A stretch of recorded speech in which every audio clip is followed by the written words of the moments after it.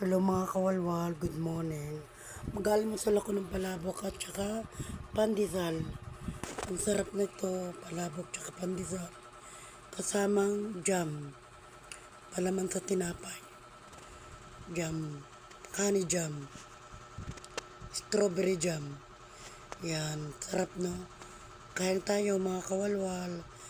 Kain na kayo, mag-almusal tayo. Ngayon, sarap, yummy yummy. Kaya na tayo mga kawalwal.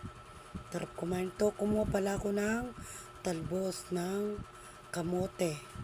Sarap to sa munggo mga kawalwal. Kahit umuulan, sige lang ang kuha sa kapitbahay. Nangingi ako ng talbos sa kapitbahay namin. Sabi ko konti lang. Para sa munggo mga kawalwal. Yan. Salamat. Kahit umuulan, sige lang ang kuha natin mga kawalwal. Ang sarap kasi ng munggo, tagulan, mga kawalwal. Sige lang, kahit umuulan, sige lang ang kuha ng talbos. Sarap kasi fresh, mga kawalwal. Ito, talagang konti lang ginawa ko, mga kawalwal. Yan, ang sarap sa munggo, mga kawalwal. Bantay muna tayo ng tindahan mga kawalwal. So, my fresh fries. Bili na kayo. Yan ang mga paninda namin. Ako muna ang bantay sa tindahan kasi mga tulog pa sila. Kaya ito, nag-enjoy lang ako. Habang nagbabantay, nag-enjoy, gumagawa rin ako ng content kung anong araw-araw na gagawin ko. Kaya bili na kayo sa amin mga kawalwal. Yan, tuyo. Meron kami, bili na kayo.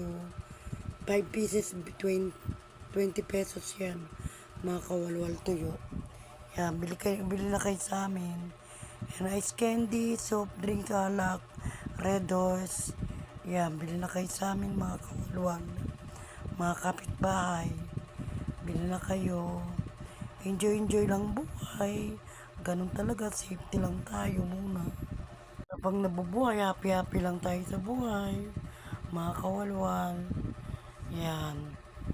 Importante yan. Magluluto tayo ng munggo.